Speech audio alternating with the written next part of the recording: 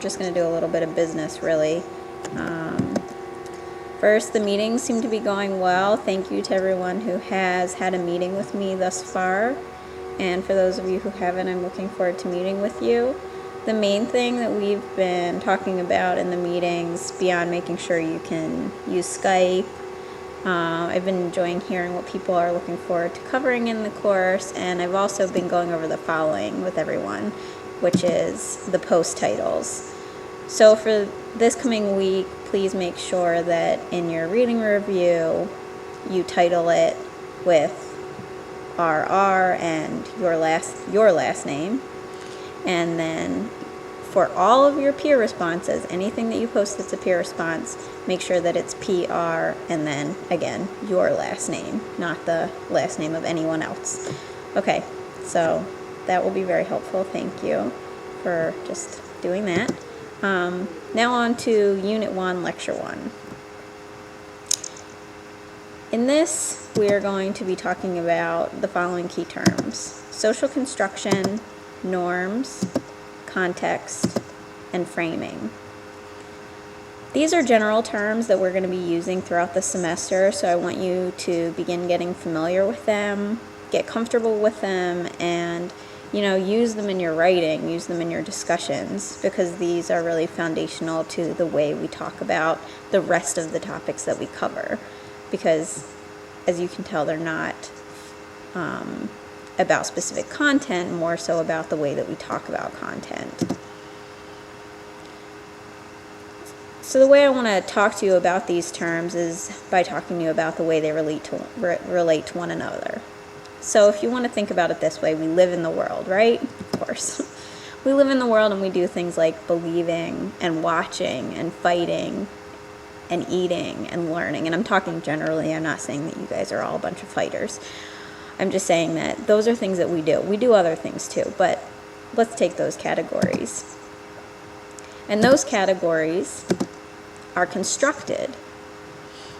We don't just do those things all willy-nilly. We don't just do them randomly. The things that we believe, the way that we watch, the things that we watch, the things that we choose to eat, the way we even sit in a classroom, or the way we expect to sit in a classroom, or the way that wars are fought, are constructed. They tend to happen in a general way that we consider to be normal, and we'll get to that. And this construction happens in a social context. Our social context can be geographical, it can be cultural, it can be religious, it can be affected by your age, your abilities, your interests. But we have a general social context together. I'm assuming most of you are Americans, so we can say an American social context. And we will be looking in this class about the way American social context affects the way all these things, and of course gender and other things, are constructed. And the way they are constructed is based on the way that things are framed. So the way we are presented. And the way I think about framing is kind of like a television screen. It doesn't have to happen on a television screen, but if you think about it that way, a frame is something that can hold content, right? So what we learn, or what we see often framed, are the things that get to be considered normal. And those end up being the things that are constructed and that happen within these categories, or other categories, of course. So the things that are inside this frame are constructed as normal. The things that are outside of this frame, the things that we don't see, the things that we don't see as happening within fighting, or don't see people believing generally, are the things that probably are considered abnormal, and we'll talk about that. So this social context and the way that the things around us are framed teach us something, right? They teach us norms. They teach us what we consider to be natural, and you've probably come across this term already in your reading, naturalized. So the things we consider to be natural are normal affect us. How do they affect us? Well, we get to choose how we act. We can follow norms, or we can challenge norms. And I am not in any way proposing that you do either, but I'm just showing you how this works. So we have our little guy with his squared head who's following the norms. And we have our little guy, let's just say person. Let's be, not gender specific here. We have two people. One of them here is following the norms and one is challenging them. The one who is following the norms, the one who is following everything that got learned from what was inside the frame, gets to be inside the margins. He gets to be a cool kid, or she gets to be a cool kid, because he fits in, or she fits in.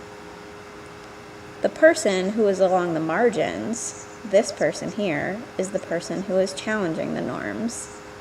The person who is falling outside of the frame. And you see that the person here is literally outside of the frame, right? So this person is literally marginalized.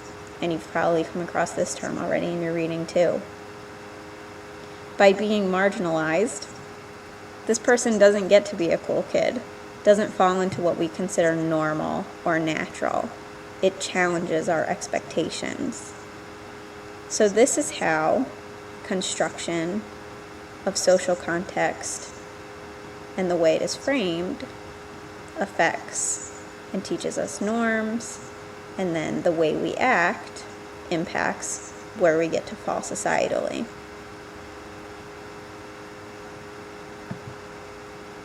So as a recap, social construction. Framing is what we see and what we don't see. It can be in the media, in science, in politics, in places of prayer.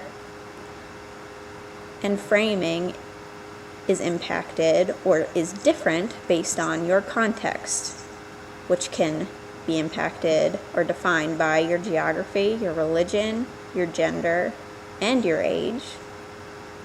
We have a common broad context of being Americans, of being students, but we also have specific, more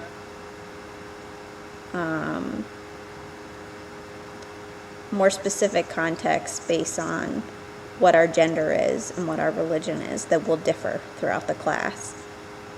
And all of these things contribute to what is considered a norm, what is considered natural, and what, in contrast, is considered not normal or not natural. Thank you. And for your next lecture, you will get to find out how some of these terms can be applied to your readings.